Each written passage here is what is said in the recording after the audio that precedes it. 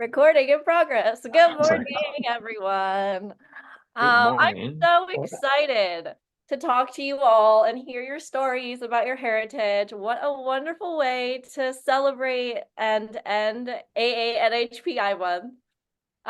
Funny story, I thought it was just AAPI month, and then I realized that the acronym has gotten longer. And I so saw that Yeah. too. I Googled it. I was like, what's NH? And I was like, oh my God, it's me. I'm so excited. no, Yeah.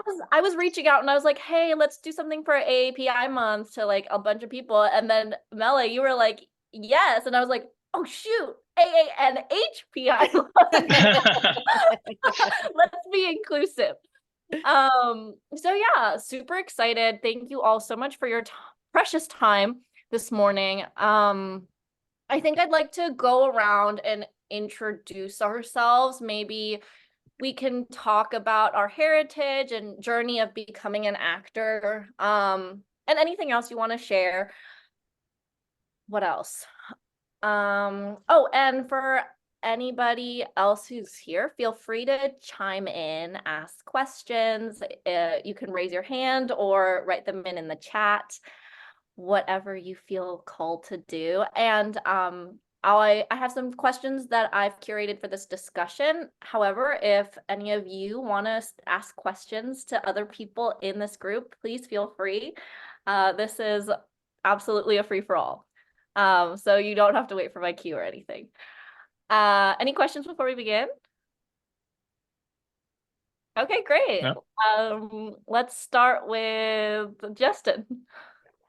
Aloha kakayaka. My name is Jesten Mariconda. Yeah. I'm native Hawaiian, Japanese, and Filipino, like very mixed. Yeah. And do you want to speak a little bit about how you became an actor, or Oh like? yeah. Sorry. I thought it was like introduce and Oh then no, no, no, that's okay. yeah. Growing up on Oahu, like just Hawaiian culture in general, like there's a lot of storytelling. So I always kind of like admired that. And just in elementary and stuff, I never had the opportunity. It was like after school, my mom was like single mom, so I couldn't like stay after school to do like theater or whatnot. And then when I was in high school, there was a first time like film competition, like a 48-hour thing. It's called Showdown in Chinatown.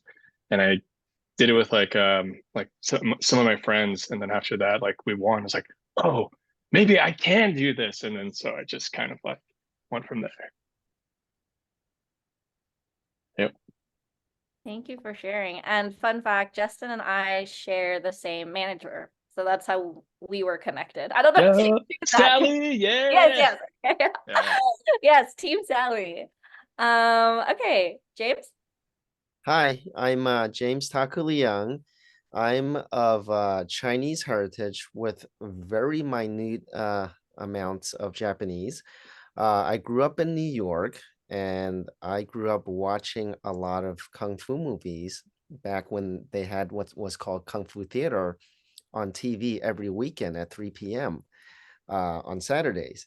So that helps me connect to my culture of being Asian and also growing up during the 80s, it was very racism heavy. So watching Kung Fu movies empowered me a little bit. And when I was watching it, I was always reenacting the scenarios that happened every time after the show ends. And then I realized that I wasn't doing it just for Kung Fu movies. I was doing it for Batman. If you remember the Batman and Robin with Adam West, the campy stuff, I was reenacting it and I was making sure that I was very specific about how to act the stuff out. And I dragged my sister into it and then growing up and getting into elementary school and everything, I found myself always very interested in acting. And sorry guys, it's going to be long. And then in junior high school, my English teacher, she was one of those actors that became a teacher. And so for our final, our project was a monologue instead of a book report. And everyone was sweating their pants off, and for some reason, I was not. I memorized the thing, and unlike everyone else in class, instead of just reciting the monologue, I actually acted the whole thing out, and I walked around the classroom using the props and everything, and I was interacting with my audience, and then the teacher gave me the highest score in class, and that gave me the confidence to go pursue this. So I told my mom, I was like, hey, you know what? I saw this ad in the subway looking for child actors. She goes, no. So then, then next thing you know, I try to goad my sister into asking my mom, because my mom tends to say yes when my little sister asks. And I was like, hey, Jennifer, tell mom about this and see if she says yes. No. So I never got a chance to act as a kid. And then in high school, my school actually allowed us to select majors, and I selected what was called media in my school. And one of the projects was to make a video. So instead of making just a video or a documentary, I made a dramatic project purposely to make myself a leading character in it and act it out. And so I did that, and then I never actually went back into acting for real until many years later. I even went to film school to study how to make films, and I ended up acting instead. And so that's when I realized, okay, I got to do this for real. And I started doing extra work in New York, and then next thing you know, someone told me to move out to LA. And after coming out to LA, my first job was Memoirs of a Geisha, where I was a PA, not an actor. And then in the middle of the film shoot, the director, Rob Marshall, he goes, hey, you, Jimmy, come here. And he gathered the entire set, right? And then the first AD was like, get your butt in here right now. The director told you to get in the middle. You stand there. I was like, oh my God, am I getting fired? What did I do wrong? Because as a PA, you're always afraid for your back. I got there. He goes, hey, he picked up the mic. He goes, attention, everyone. When we go up to Sacramento, there's this role called the kimono factory worker. I'm casting him in it, and I just want to make this announcement to everyone that he is cast as my actor for that. I'm not auditioning anyone. He is the one.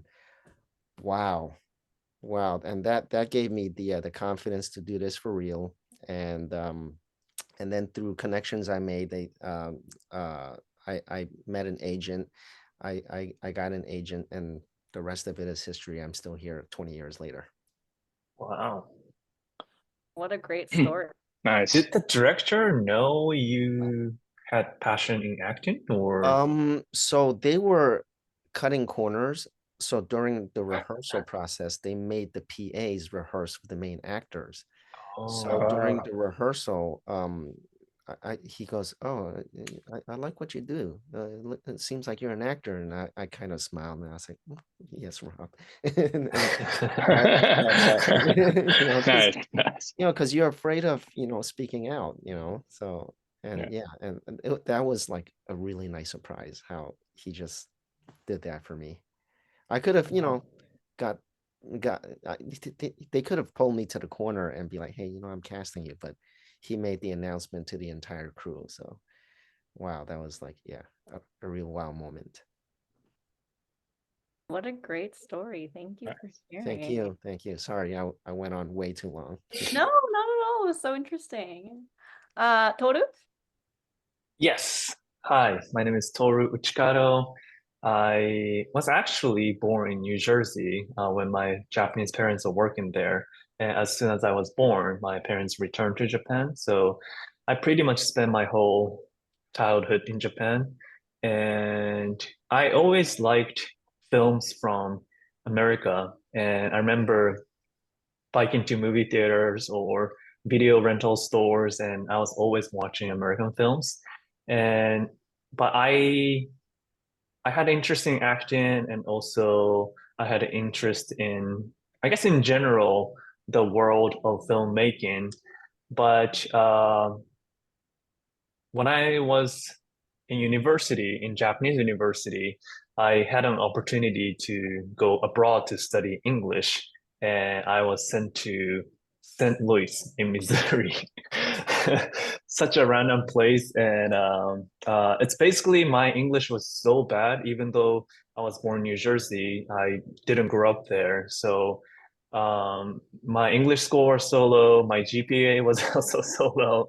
So many people wanted to go to New York, LA, other popular cities, and nobody wanted to go to Missouri. So I was like, no, I'll go.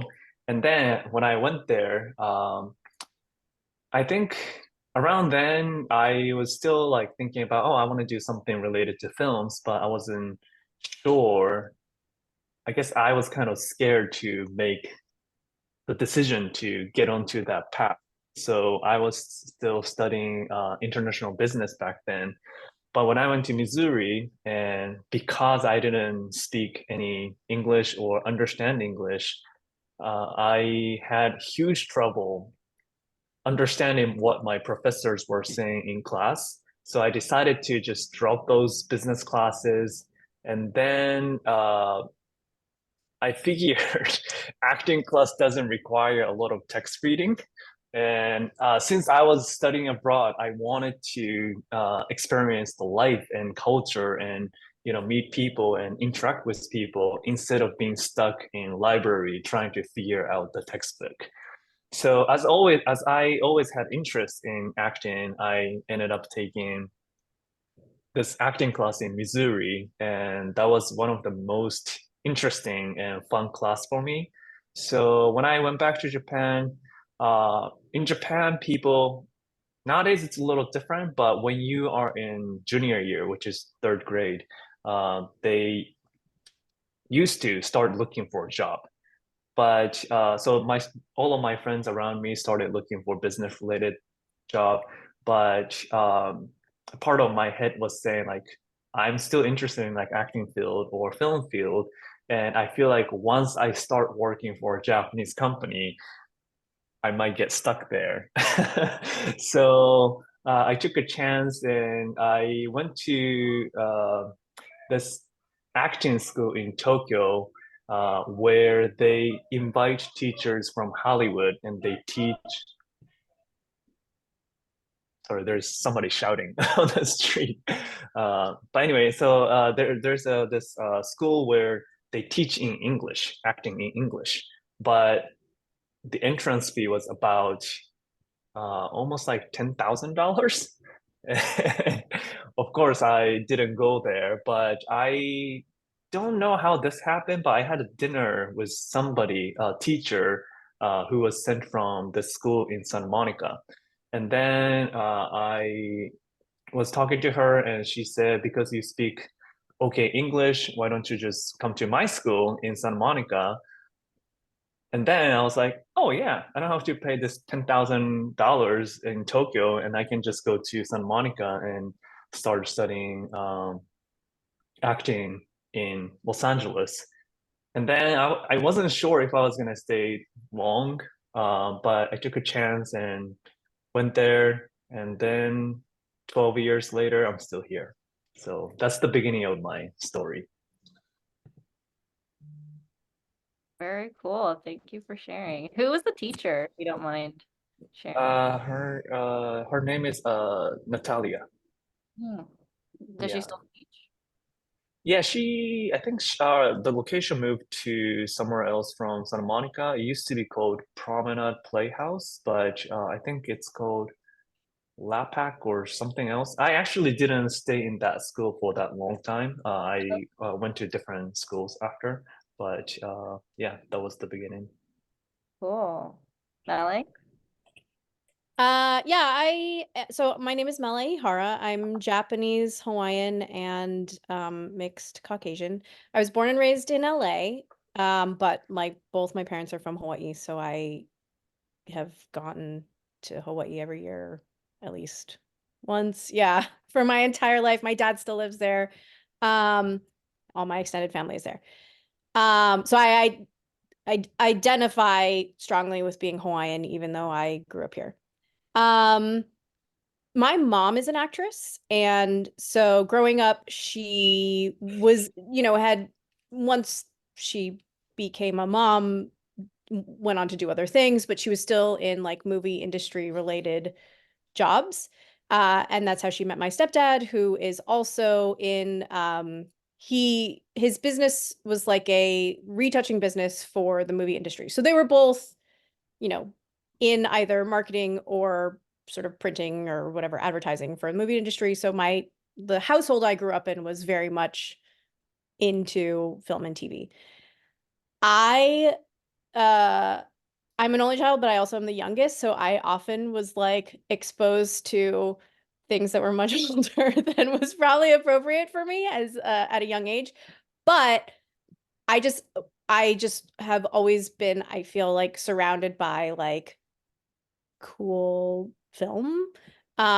Which is very funny because now as an adult, I'm like, I don't ever want to watch anything interesting. I want to watch like lowest common denominator action movies because they're more fun. But as I got into acting more seriously in high school and was involved in the theater program, and also my best friend in high school she took a film class and I took, well, she had also taken directing. We'd both taken directing, but we got really into making films, and they're always like weird, avant-garde indie films that we thought were super cool. That I'm sure now if I watched, I would be like cringing. But it was really exciting. It was definitely I was also in like a very like old school East Coast boarding school at the time. And having come from LA and also from like a Hawaiian background, all of the sort of more like conservative traditional values were very confusing to me. So film was like a fun way for me to be different and explore that. And I came back to LA for college and was not that into the theater program at my college, but I got into an acting class outside of college and have been pursuing it ever since. So that's my story. And, for me, like as an actor, the storytelling aspect is exciting. I really like directing or sort of just collaborating. I think for me, being a director is actually more responsibility ultimately than I usually want.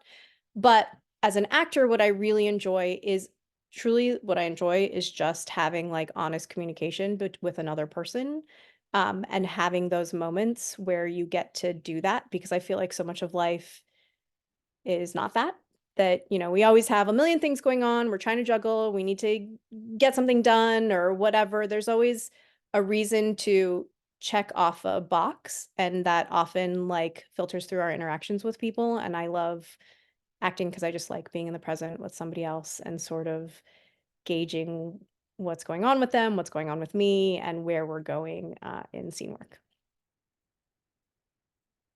Thank you, Mele. I completely agree. I think that's what also draws me to acting, being able to be present. And I've been trying to incorporate that in other ways now throughout my life, so I can feel that same presence, not just in the work.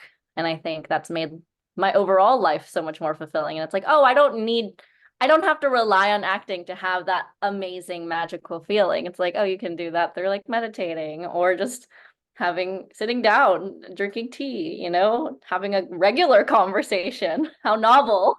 Yeah. Mele and I know each other, well, from acting class, but also I joined their acting or our acting class now, because I met her mom. That's At an how. audition, right? No, so at the time I was working at Paramount in the Soundpost building. Then it was Technicolor, now it's Formosa. And your mom came in and she was like, "Oh, my throat hurts and I'm really nervous." And I was like, "I'll make you a cup of tea. Do you want, lemon, honey?" And she was like, "Oh my God, that'd be great." And then she calmed her nerves down, did a great job, and she came out and she was like, "Thank you so much." And we got to talking and realized we had common interests like opera and then I guess through the conversation, I mentioned that I was interested in starting acting, and she invited me to our acting class. It's funny. I remember when she was telling me, and she was like, "Oh, I met this girl. She's interested in acting, but she's working, I guess, in post-production or sound." And I was like, "Okay." And she's like, "And she's half Japanese and half Thai." And I was like, okay, this is getting very complicated. Who is this person? And when you showed up, I was like, oh, this is great. Yeah, it was so serendipitous. I think for me, my journey to acting all kind of it felt kind of like the opposite of the Big Bang, you know? Like the Big Bang is like a bunch of mass that explodes. It's like I was already exploded and then it all kind of just came together. Like, oh, this is what everything I've been doing was coming to. Because growing up, I was a figure skater, very competitive. My goal was to go to the Olympics as Team Japan. And then I broke my ankle when I was 16, and then my partnership ended. I was doing a partner skating, ice dancing. And then I was like, I kind of had my quarter life crisis early at 17, and then kind of tried to navigate and figure out what I wanted to do in college, studied a bunch of different things. I got 2 degrees, one in engineering and music.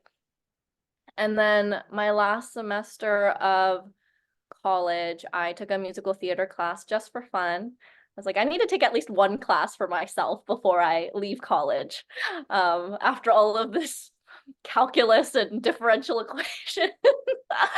So I did, and then the TA after the first day of class was like, oh, you should audition for the drama department show. And I was like, okay, when am I ever gonna have a chance to audition ever again in my life?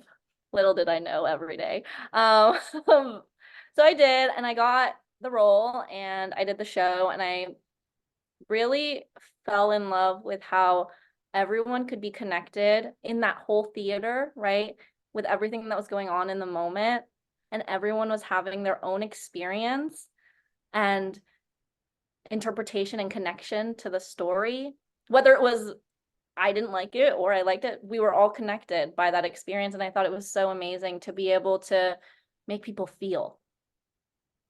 And then I moved out to LA and I was like, okay, now I'm gonna be a sound engineer. Let's put that behind us. That didn't happen, obviously. And I was networking with a bunch of alumni, cold emailing people. And one of the people I met up with was an agent. I did not really know what that was at the time. And after talking, after 2 weeks, he was like, we want to sign you. I was like, what? What is I thought it was a scam because that's happened, right? And got an agent and then I started acting. And he introduced me to Sally and then and yeah, and now I act, so that's cool. So that's a little bit about me. I'd love to open up the discussion to kind of talk about what does being an AANHPI creative mean to each of you?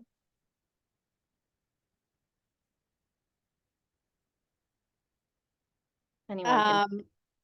I'll go. I feel like I'm actually at a crossroads right now with myself as an actor because I had a baby a couple years ago. And I think both, not just physically, but like psychologically, that was a big transformation for me to, I as an Asian person and looking at all of you, like I've always played much younger than I am. And I look at all of you and I'm like, yes, we probably all play much, much younger than we are. James, when you said you had a son, I was like, really? Do you have a son? That's weird. But now, like, having gone through raising a young child, it's just such a commitment of time and energy that I feel much older inside. And even though it doesn't necessarily reflect, I still think I look sort of younger than I am, and I think my personality still reads younger than I am. I just honestly don't have the patience for playing like even early 30s anymore. If something says late 20s, early 30s, I'm like, that's just not where I am mentally in my life. Like, I'm like, give me people who are solidly middle-aged. Like, I may not be exactly there yet, but I feel like I am. And although I don't know that the industry has caught up with that yet, because I do think like, I'm Asian, I'm female, I'm Native Hawaiian, so there's like intersectionality there, right? And I think the industry is like, you can be two things that are different, but like no more than that. Um, but I think like with social media, we see actually like many identities represented, and I think they resonate with people. And so my hope is, and where I am right now, is to try to be even more authentic and represent myself like even more honestly and openly, and with more vulnerability to try to open the conversation for women, especially women who are mixed or women who do not conform to standards of beauty or body type, or even like desires. Like I don't necessarily desire to be the lead on a show that shoots in Vancouver, because that would take me away from my family, and that is really important to me. So that's where I am with my career and sort of the industry in general, and where I would like to lend my efforts in the industry.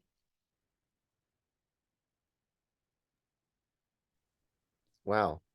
I guess I'll follow up because of the fact that I have children. A lot of what you just said really relates.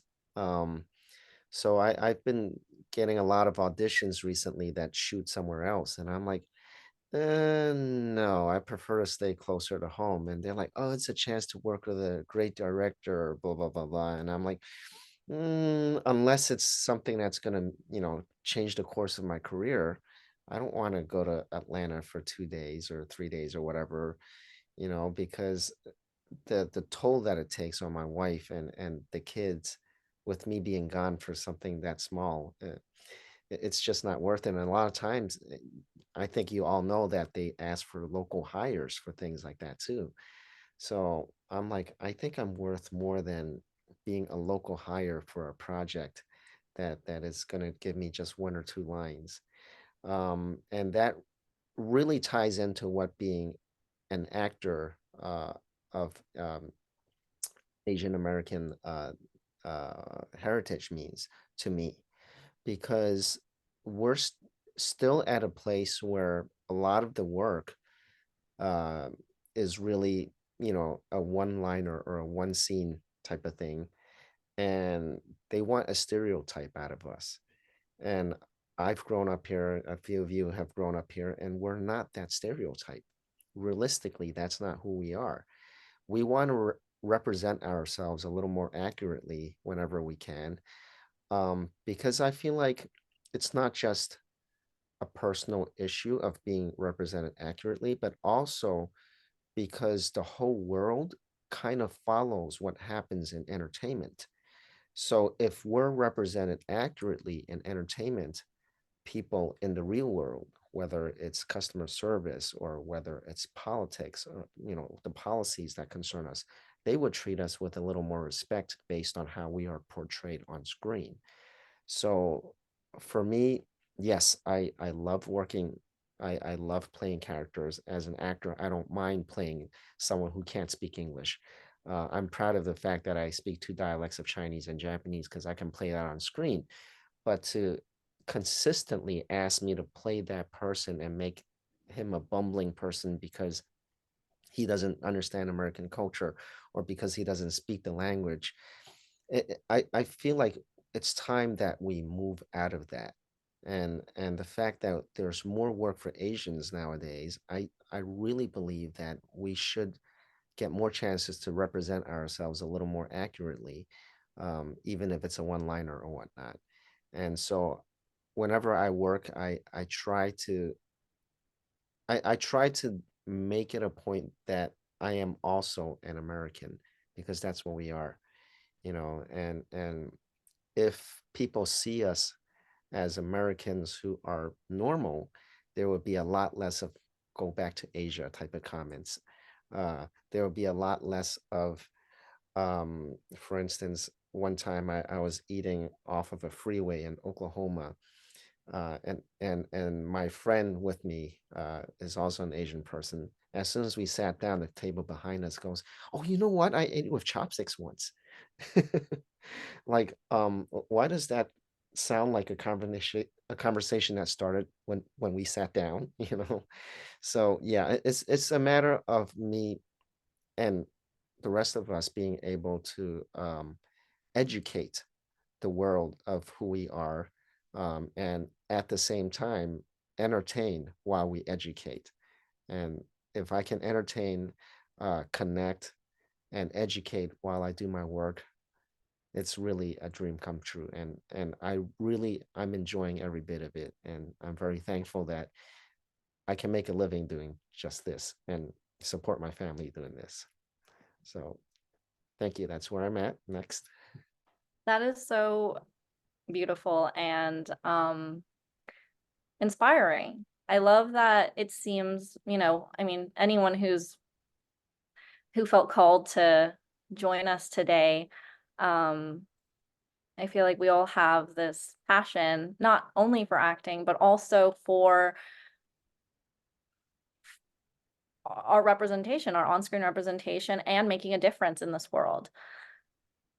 So I love hearing all of your perspectives. Something that I heard in an interview with Daniel Day Kim is that he said there's a subtle racism, touching upon what you were saying, James, is that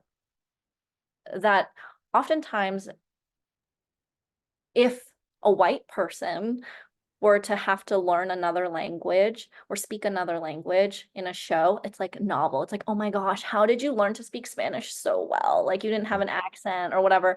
But then we are almost assumed to speak another language, Mhm. right?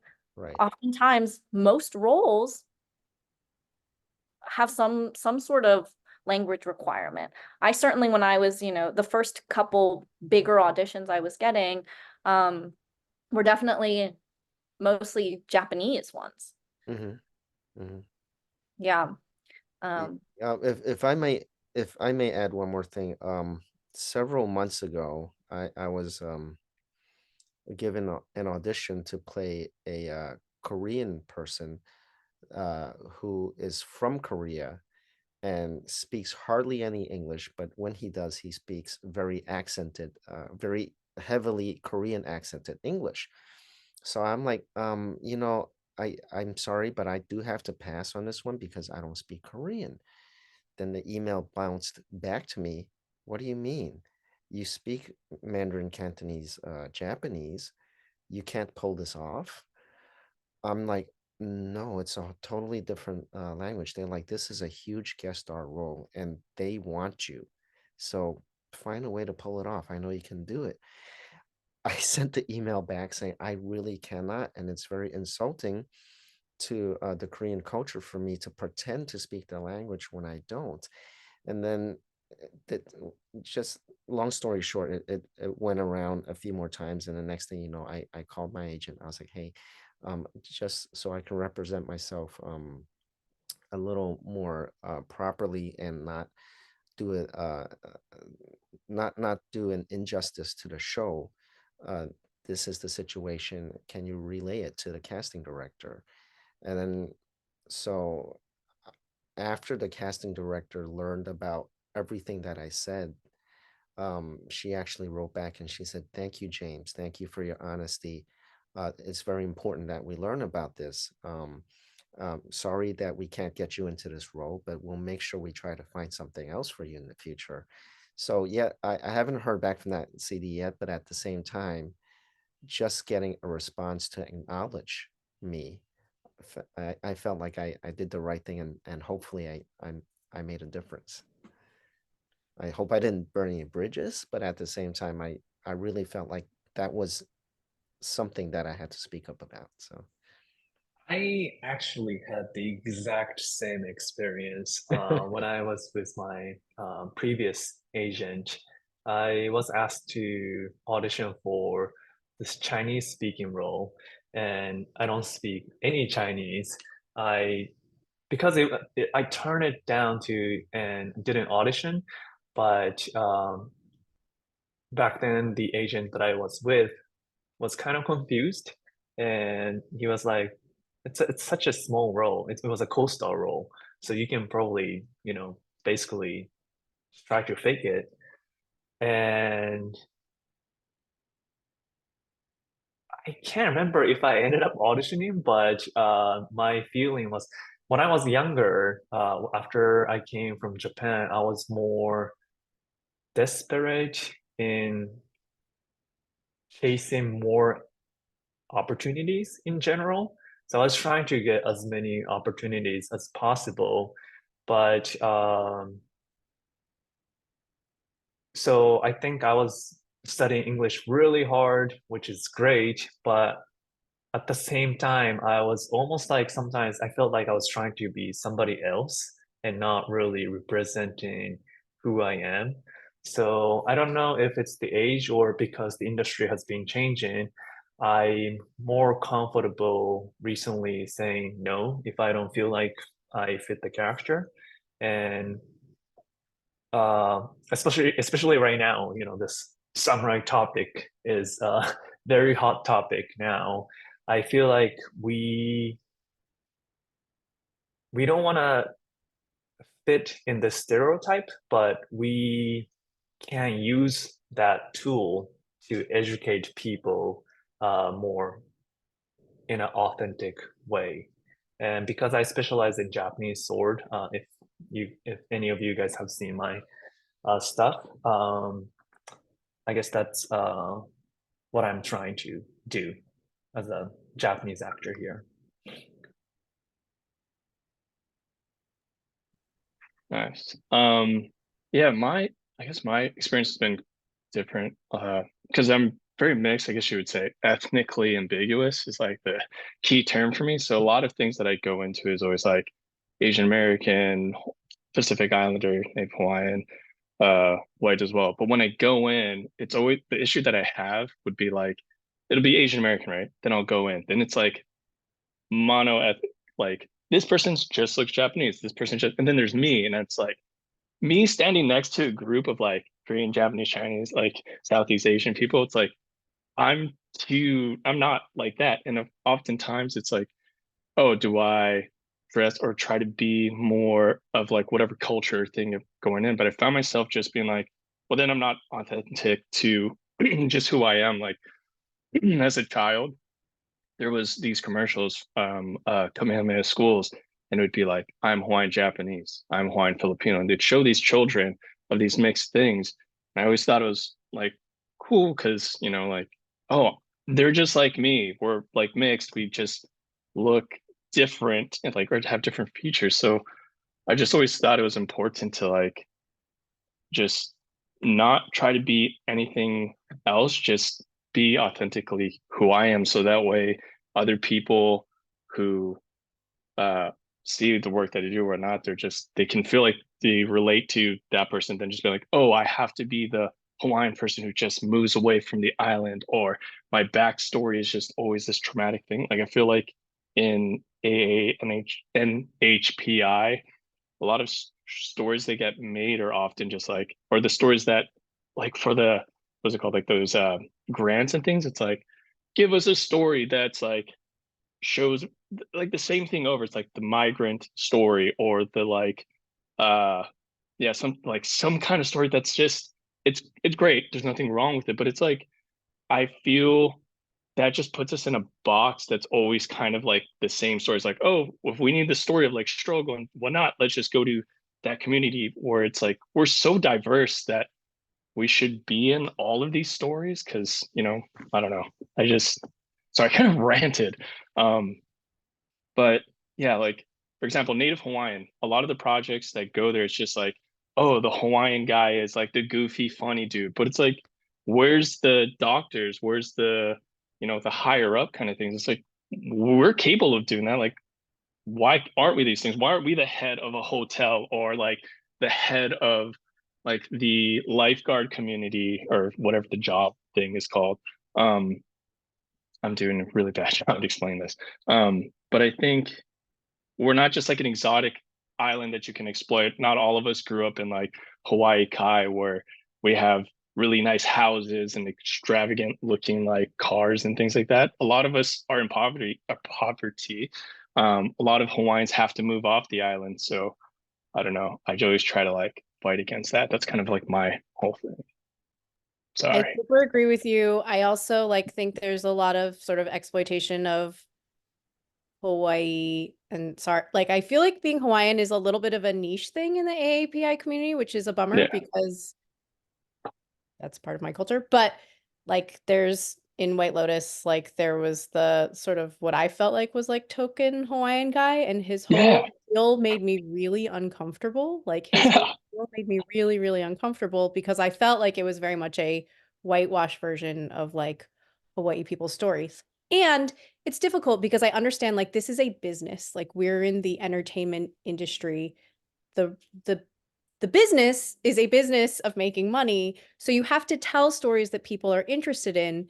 But I agree with you, Jesten, that it's hard when you tell those stories in a way that makes people sort of stock characters according to their like ethnic identity. And I understand why, because it's a visual medium, but it doesn't it feels so regressive sort of culturally. It's just not where we want to be as a culture, and it doesn't feel like where we are, and it's a bummer that the industry is still sort of stuck in that because they as an industry are still beholden to their boards or their shareholders or their whatever, their bottom line. And so they make very conservative decisions based on money. Yeah, like a lot of the Hawaii projects, it's always just like, look how glamorous. It's just like an ad, always an ad. And like the people that are there, it's like an ad. And then when tourists come, it's like, whoa, man, where's Aloha? And it's like, that's not how that works, dude. Like me just telling you no is Aloha as well. Like, yeah. Sorry to bring that one down. No, that is No, I think it's so important for all of us to share our experiences, because I'm certainly not Hawaiian, and I'm definitely curious and thankful to learn about your experiences, because I think it's important to have this dialogue, regardless of whether it's happy or not, right? Having these uncomfortable conversations is how we move forward Yeah. and continue to learn how, however in our own journeys we can help push Hollywood in the right direction. Yeah. That's the hope, at least. I think, we still have such a long way to go with so many of the shows and the way that our heritages are represented on screen. I think at the same time, though, there has been huge wins recently. I really love watching and supporting the Asian American shows that's been coming out, especially with not only Asian American actors, but Asian American creative teams behind them. Because in those settings, I feel there's more trust that, the director is of AANHPI descent. Like, they're not gonna probably F it up or whatever. They're probably gonna be more true to the story, to each character story. What are, some of maybe the shows that you've enjoyed recently? And also, how do you think what do you think is the future of AA and HPI representation in Hollywood? I mean, Shogun is like one of the obvious ones that comes to mind, although it is obvious it's like so Japanese, and yet it's based on a book written by I think he's British. Clavel's British, right? But he was an American screenwriter, like emigrated to America. But also things like Beef was awesome. And yet even with Beef, I watched that and I was like, well, I'm not Korean. So, and that's unfortunate. Like I feel like you know, people always talk about other ethnicities not being a monolith. We are not a monolith. Like there are so many cultural identities and voices within like the AANHPI community. But because we're a minority, like it feels like every little bit of representation can either feel like a huge win, or it can be like, well, I'm not part of that group, so that's not me. I feel like that's part of the struggle though. You're totally right about that because um with the Asians themselves, because Asia is such a big place, and the cultures are so vastly different, at least to us Asian people, we know the difference, that um that one of the challenges for the filmmakers is to make something that is properly representing your culture, but at the same time still be relatable to everyone else. I mean, like it's hard enough to make it relatable to other Asians, but now we want to have it relatable to the rest of the world. And something that I thought was a big hit that I worked on recently was the brother son, and I seriously thought that was going to get a second season. And when I was working on it, I was very proud of the fact that the creator, an Asian guy of Taiwanese descent, he was there on set with us. The director was a Thai gentleman, you know, and the cast is almost predominantly Asian. And I was like, wow, you know, this is making such a splash. And when I saw it, I was so amazed, you know, at how well it turned out, the action and everything. The story was like, you know, if you made this into a non-Asian story, it'll translate just as well. And then to hear it being canceled like 3 weeks into its release, I was like, wow, that hurt. And especially since my character was hinted to come back for season 2, that hurt me as well. But the reality is it's very hard for us, not just, you know, to make something that works for the American market, but at the same time for it to be relatable to all the other Asians. Because I'm pretty sure that, you know, there might be somebody of a different Asian ethnicity that's like, oh, that's a very Chinese story. They're always eating Chinese food at every episode. They're always talking about the Chinese mafia. I don't relate to that. So that's, you know, that exists, and it's the reality right now. I completely. Oh, sorry about the plane. Don't Uh, hear it. huh? I don't hear it. Okay, great. Just like my self-tape brain, it's like up, hold sound. Um, for me, actually, it's interesting to hear your perspectives about feeling like, oh, that's not me, because I completely understand that, and it makes sense. And at the same time, whenever I see just any Asian representation or any sort of Asian show, I put it on my list to watch, because for like the thing for me is like I want to support every branch for lack of a better word of media that people put out there to Mhm. support AANHPI, because I think it's so important for us to support each other, right? And then I have the opportunity to learn about, like in this conversation, about everyone's experiences. I have Thai heritage, Chinese heritage, and Japanese heritage. I also love, you know, so I mean, so watching the brother son was, I saw you and I was like, oh, I literally like on the couch, that was me.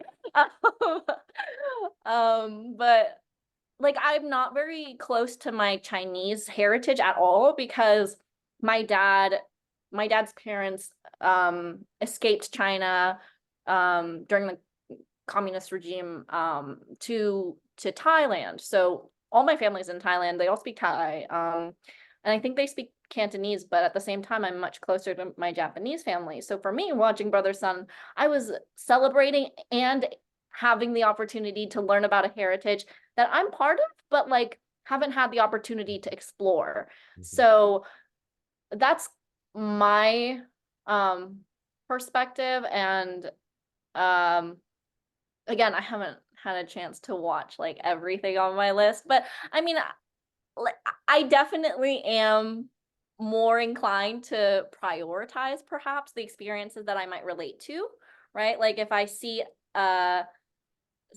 like something Japanese, I'd be like, oh, maybe like that might take precedence. But at the same time, like I know this is like the number one thing that comes up for everyone when they think AANHPI, but everything, everywhere, all at once, you know? That was just like, I felt like that was just Asian American. I don't know about Right. you, but it wasn't about being Chinese or whatever, right? It was like celebrating Asian Americanness and like what that means. And I thought that was really cool. Right. And Crazy Rich Asians before that. Yeah. Yeah. Yeah. Yeah. That was in Hong Kong or Singapore? Was it Singapore, right? Singapore. Mhm. Yeah. But like, I didn't care. I was like, yeah, Mm. that's just fun. Mhm. Yeah, I'm on the same boat. Like, just whenever I hear of like Asian American projects or even Pacific Islander projects, I'll like go to see them or not just to support. And also, it's like growing up on Hawaii, there's, we're very mixed. We have a lot of different cultures. And so I never learned a lot of like the root of other people's cultures or why they migrated or this and that. So like, watching Sympathizer, like getting to learn more about that through that. And I'm like, oh, and then I'll Google things or like Three Body Problem. There's like, I was watching with a friend and he's of Chinese descent. He was like, I'm like, well, what is going on? He's like, oh, well, let me tell you. And I like Googled all this stuff. I was like, oh, this is so wild. Which is really cool. And I think, it gives a nice gateway, but then like everything everywhere all at once, it's just universal. It's just like, hey man, like this family and everyone's has some experience with one of those characters or something like that. And then the future of AANHPI, I feel like hopefully it's more like, I mean, when I worked on Beef, it was a very like diverse crew of people. Like I was just like, oh man, this is kind of like being back home where I'm just like, oh, it feels like, oh, what's up, brother? Like everyone was very friendly. Everyone was very respectful of like things. So I feel like as we continue on, it'll just be more integration of like different cultures upon or within projects. And then that way, like there's more input and because ultimately it's like collaboration. And I think if you only have one set of like eyes, then you're not going to make the best type of like film, I think, because art is collaborative and yeah. I love hearing about all of your set experiences. It makes me fangirl about all these shows that I've watched. And I did the same thing with The Sympathizer too. I after watching it, because I was pretty ignorant about all the happenings of the Vietnam War. And our US history classes do not prioritize these wars that are about Yeah. Asians. Anyway, I digress. But yeah, I was like 2 or 3 a.m. and I was like Googling Vietnam War and like all the cast interviews and stuff. So yeah, that made me smile.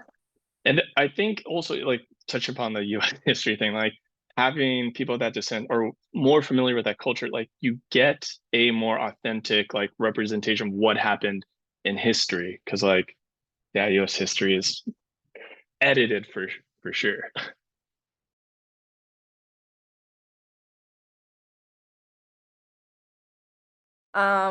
It if any, just in case anyone has to go, it's nearing 11:30. I do have at least one more question I'd like to ask, but if you have to go, just feel free to tap out. Toru, was there anything else you wanted to add on that discussion? Oh, perfect timing. Truck is passing by. Hold for But truck. I forgot the original question, but I just want to say it's great feeling that I came to the States about 10 years ago or a little before that.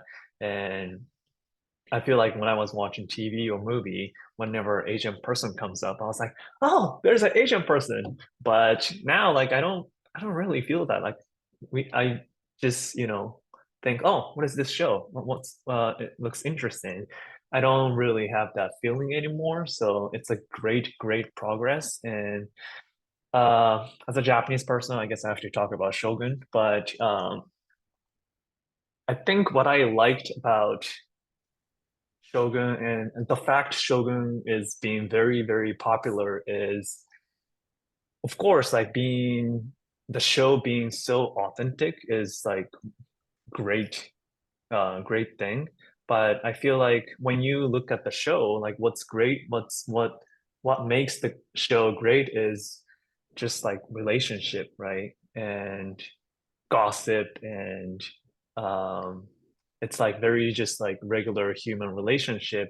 And I think people are enjoying the show not just because it's like fancy samurai topic, but I think everyone is enjoy the show because, you know, it's a good show about people, you know, like betraying each other or loving this person. And yeah,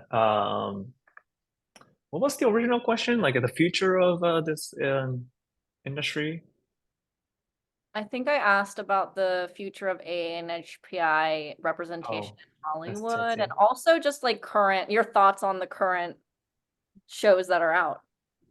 Yeah, so I guess my hope is um like something like Shogun, it's not only Shogun, but like samurai topic, like very cultural Japanese topic is, I think it's easier to market in general. Like people love, you know, samurai and like great sword fight. But my hope is, as you know, James and other people mentioned, it's not just that, right? Like there's no samurai. We don't fight with sword in Japan anymore. And there are a lot of even though Japan is very, what's the word? Like one Homogenous. race. Yeah, country. But there are many different people with different background.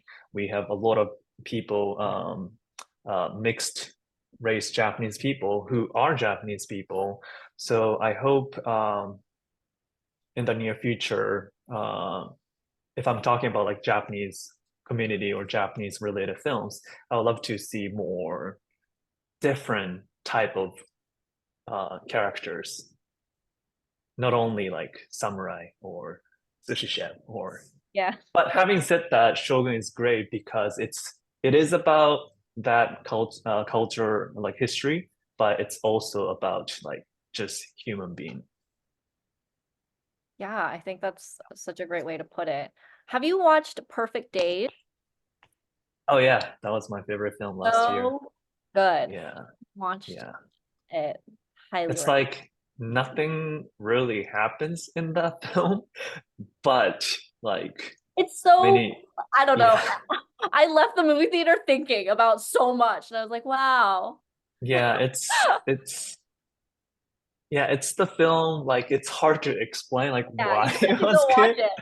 but it tells you like how important it is to leave room for audience to like think about things, not just like tell everything.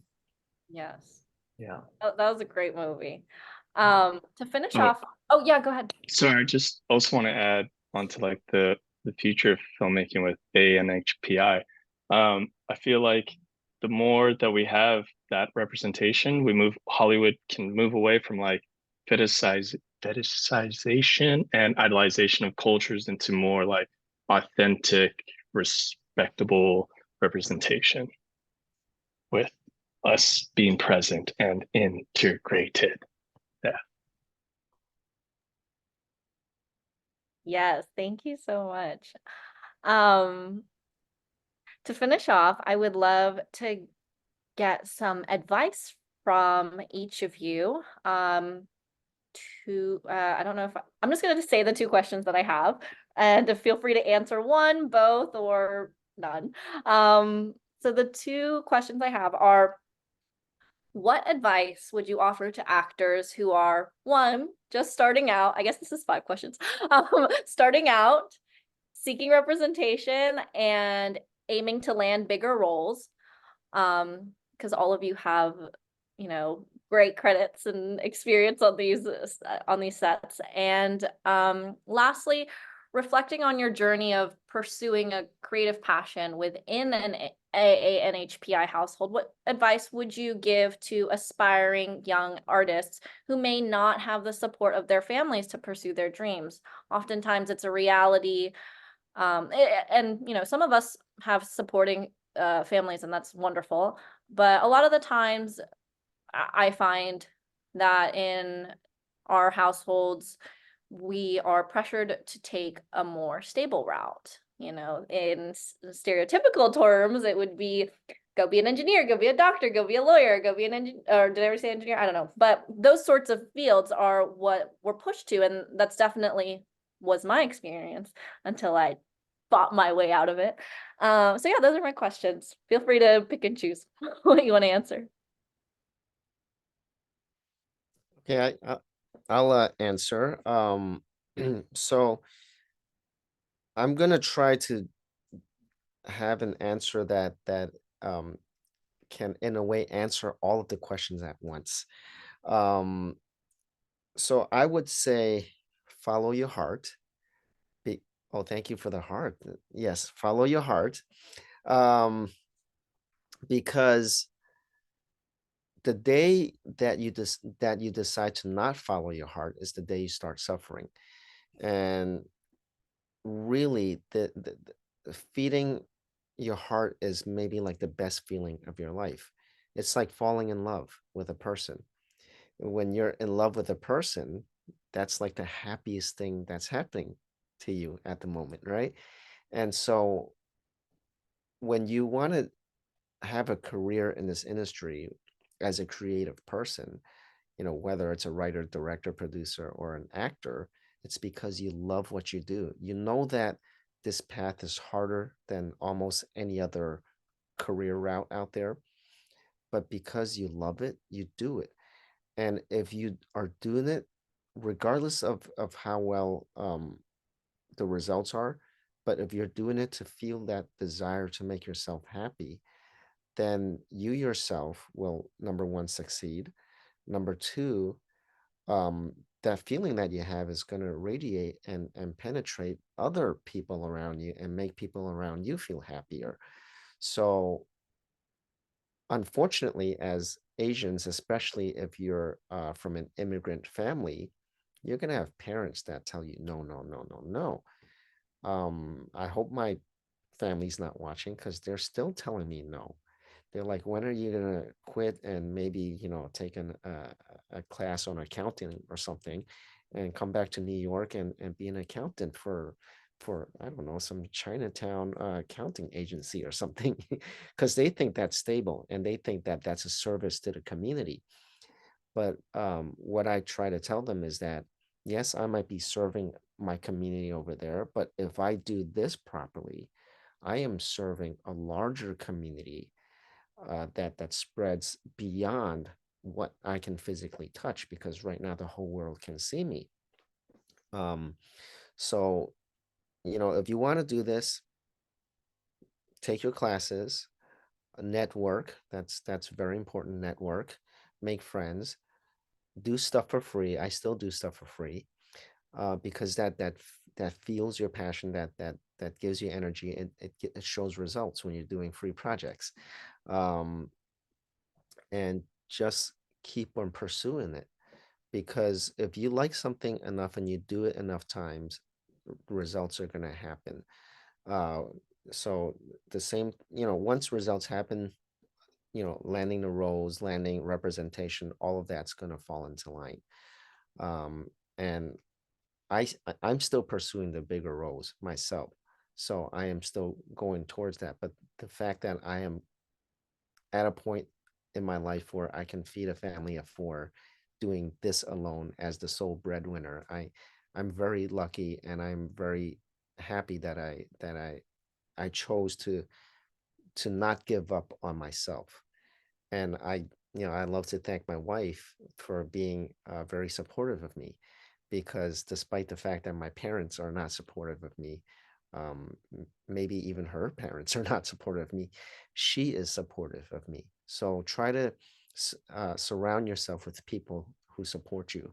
And that's why, making friends, going to networking events, you're surrounded by people who are going to support you. And thank you, Marcha, for doing this, because this really is, an extension of everything that I just mentioned. So thank you. Thank you. That was a quality speech. I agree. I was gonna Yeah. say a quarter of what James said. Yeah. And I'm Well, glad he said it all for me. well, you're part of that circle, all of you. But seriously, Toru, you've been around supporting me and doing this Yeah, you with forgot me to for like, thank your self-tape partner. yeah. Well, I'm getting to it now. You've been doing this with me for like, I don't know, a good 10 years or something. So thank you. And Well, thank actually, you. you helped me with a Shogun audition too. I was like, I'm not getting this part, but the fact that you helped me and thank you. Oh, thank you. You always help me too. I guess I'll go next, but luckily, I guess this is a rare thing, but my parents never said anything to me, so they're always supportive. And when I said, "Oh, I'm gonna try to go act in America," and they're like, "Okay, just don't ask money for." That was the only thing they said, and after 10 years, they're still supportive. So I guess I got great parents. Um, Although I think they are worried too. So my job is to uh, make sure, that they don't worry too much. But if I am to give advice to like myself 10 years ago, or like somebody who is starting out now, I think it's very, very important, and I wish I was more, I guess in general, more proactive rather than just waiting for opportunity. And it's very, very important to hone your skill and work on your skill, taking class, like work with other people, try to like do a scene with other people. Just we used to do this, James. We used to just get together and practice too. But I think at the same time, it's important to always kind of put yourself out there. So especially nowadays it might be changing, but when I came here 10 years ago, it was very hard to find even student films that's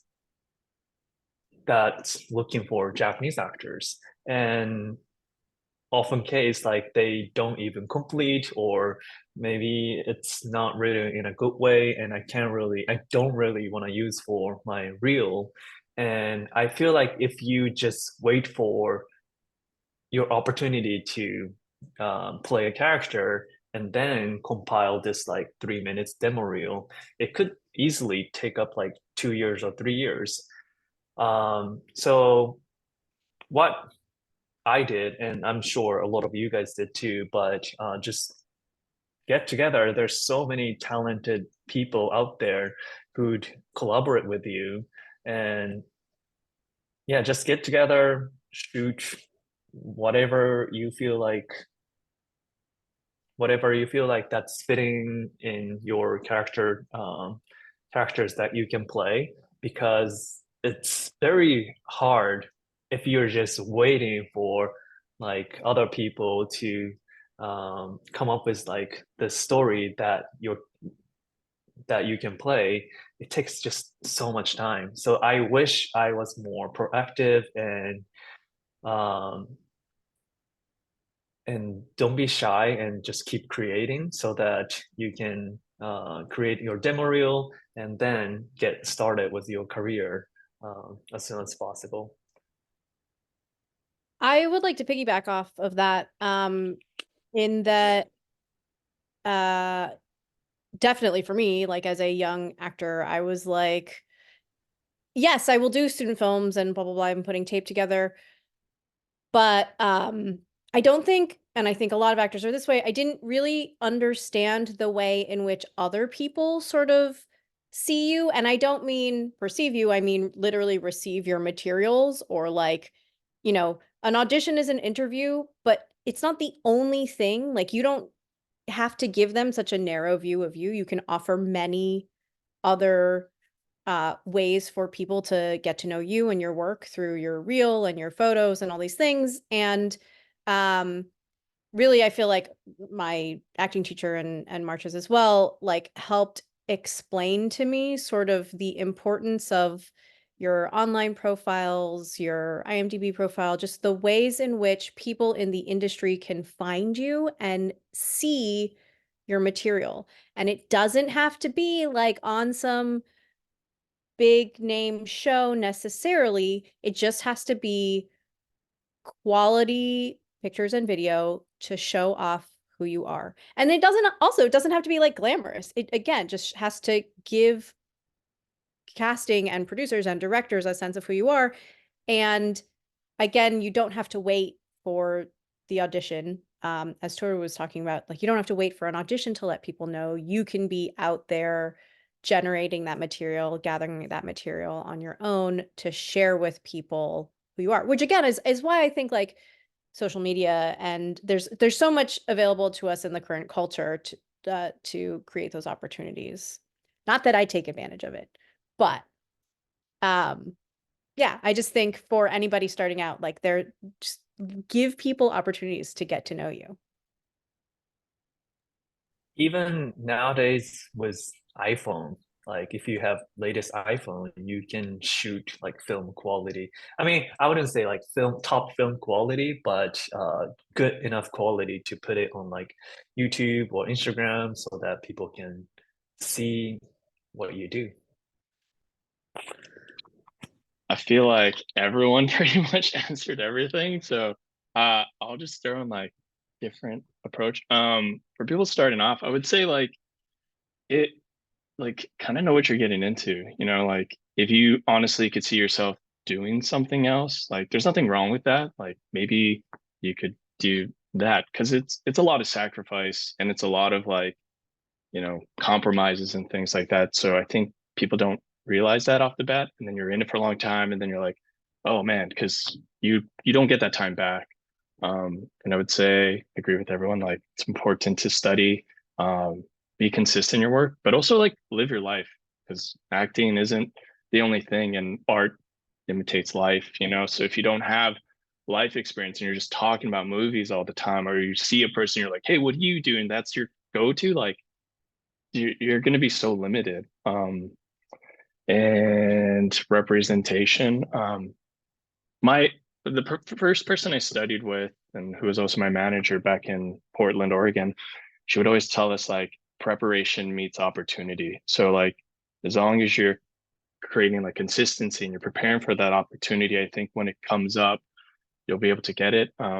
There's no specific like one way path. Everyone has different backgrounds and different approach to getting into film. For getting to bigger things, again, just preparation meets opportunity. If because you can stress about it, you can be like, oh, I want to go on a trip, but I should be in LA. Like then you'll just suffer. So just I can live life, and whatever you're meant to get is what you're gonna get. There's been times where like, you know, I get requested for like something that's like big, and I'm like, oh shit, this would be so sick. Oh man, I'll like make healthcare again, and just like working on this. But I don't get it, and I'm like a little bummed by it. But then something comes up, like that show is just canceled. It doesn't even go into like pilot. So I feel like there's no point in stressing over ifs, you know, just even if you get hired, I'm sure this happened to you guys as well. Like you're like, yeah, I booked it. Awesome. You're waiting. They're like, actually, we're scrapping it. And you're like, ah, well, that sucks. I prepped and everything. Yeah.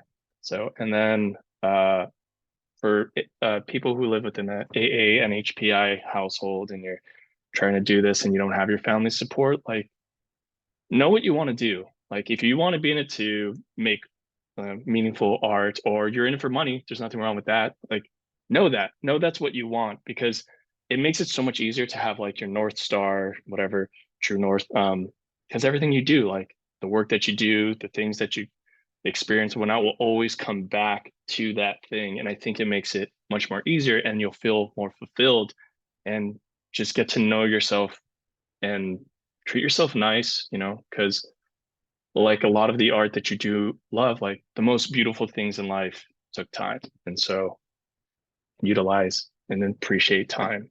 And yeah, man. Thank you, Justin. I'd like to piggyback on what you said as well, because acting isn't everything. And as an actor, especially if you're first starting out, the most important thing is being able to survive.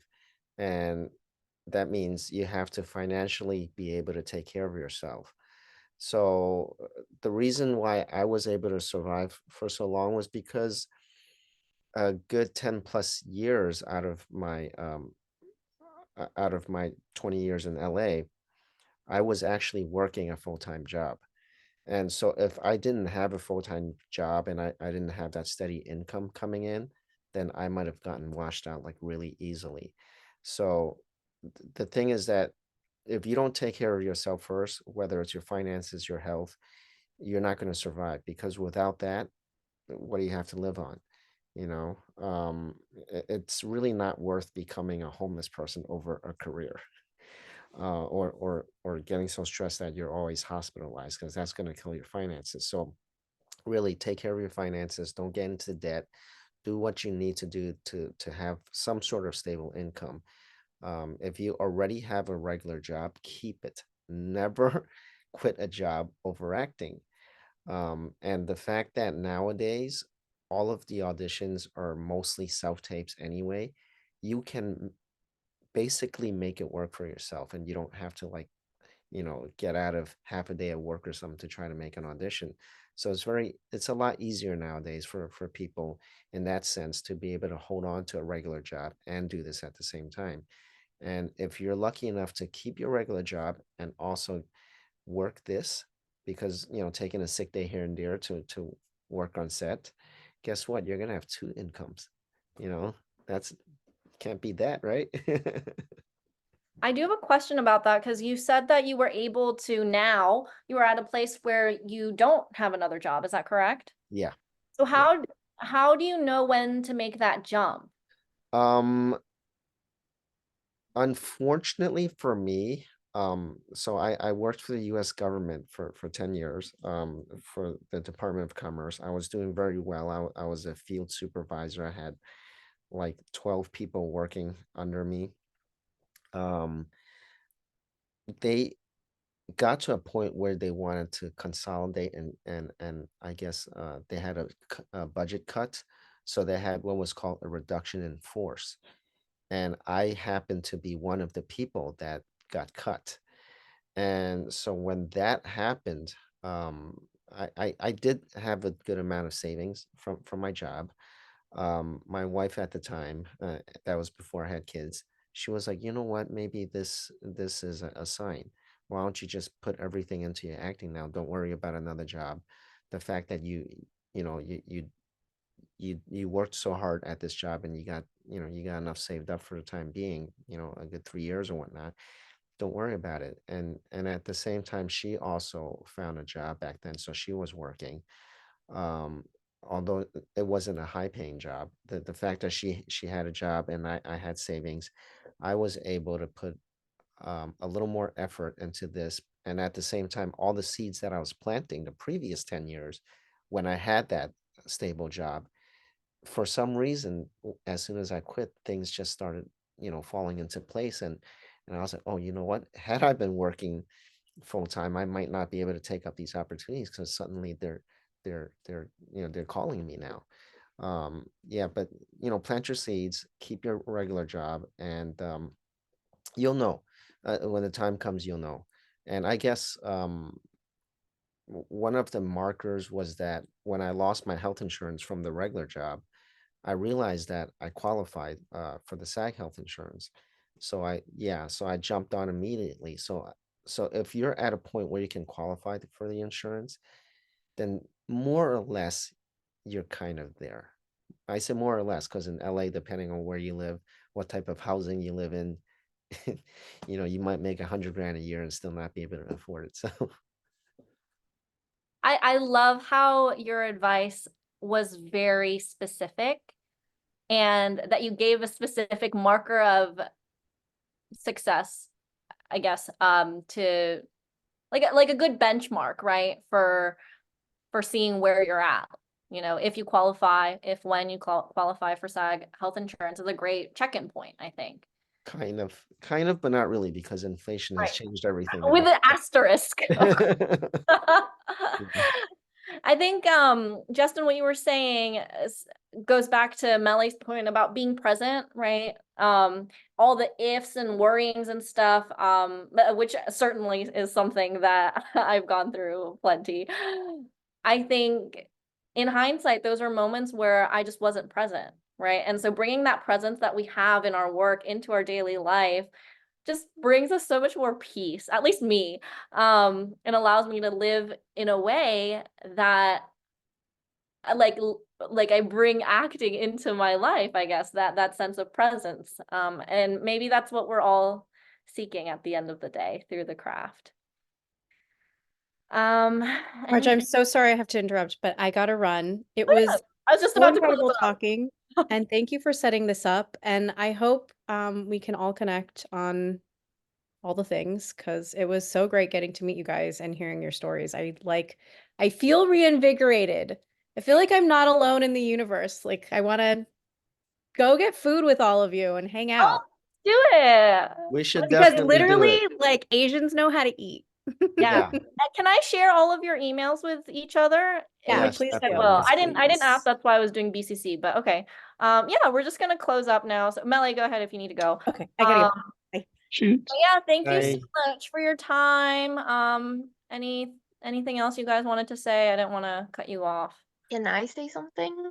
Oh, of course. Yes. Oh my gosh. So thank you all for doing this, even Melly before she left. But like I am in Boston. I am an actor here. It's been really hard. But a lot of what you guys have said have reaffirmed my thoughts.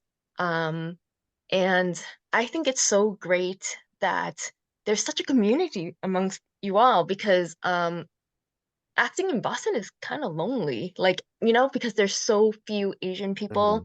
Sometimes it's just like, yes, you have eight. Like, I tend to gravitate more towards Asian people, because I just connect with them better. But it's like, and like, I don't have any like women actor friends because I feel like there's only one spot, right? So like, it's competition. So I love that you guys are sharing your experiences and stuff, like because it's like it's not competition, like all these stories are gonna be told and we're gonna tell them, but like, it's just gonna be at different times. So I added you all to Instagram, except for Jesten because I couldn't find it. But like, if you guys do go out to eat or beat up or whatever, like, can I come, please? I know, like, I wasn't like part of the panel or whatever, but it was really nice and it was really great. I really appreciate you all sharing. Yeah, when you're in LA, let me know. Let's totally be friends. Yeah, Yay! totally. Be here. And you said you couldn't find Jesten on Instagram, is that correct, Lisa? That is correct. Yes. Okay. I can try if you found me and followed me, I'll send his profile over. Yeah. It's Nice. also like Jesten, Jesten. A lot of people tend to hear it differently, and then but if you just type that, it should pop up. I feel like I'm the only. Or you can put it Jesten. in the chat right now if you want, Jesten. Yeah, I can put my name in the chat. Oh, also to add to your like your the rivalry thing, I always found it interesting, like where people are like, oh, it's kind of a competition, but like if you're friends, you should just like you both will get better and it'll like make Yeah. way better art, and whoever gets it is just meant to get it, and you're like, yo, heck yeah, you got it. Yeah, Like, and like, well, we're friends, right? We're all gonna bring Yeah. each other, right? Like, why do we have to compete? Like, I just don't like that. just be the one that's like, yo, who cares? Break that barrier down, and then they'll be No, like, and yo, I you're am right. totally doing that. And like, I me and my friend were making films last year, just because that like what I think James was saying, I think it was James, because you had a lot of like truth nuggets, but like it was just like I like these are the characters I can play, but like I can't show you because I haven't booked that yet. Like that doesn't make sense. Like I can just make my own thing and then you will see me in this role. Like and I can do it. Like, you know, and I think it's just great. Oh my gosh, I'm so happy that I like stumbled upon this like panel thing and I'm so happy I joined. Thank you for joining. Thank Yes. you for being here the entire time. No, it was like I couldn't leave. Like I didn't want to because there's just so much like knowledge and truth in this and like experience, right? Like it's great. And thank you to Emmy and Mariko as well for joining. Yay. Hi, Emmy. Oh, Hey, Mariko, Mariko. you're muted, but hi. I said, here I am looking really Asian.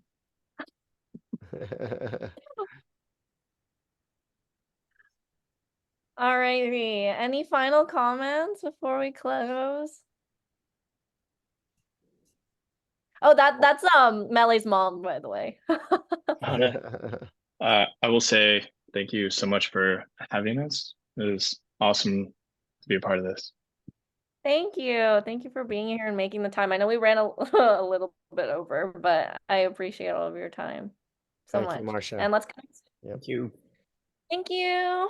Thank you. All right, thank a you good rest. guys. Have a great day. Okay, take care. Bye-bye now. Bye. Bye, matane. Honey, Bye. honey. Bye.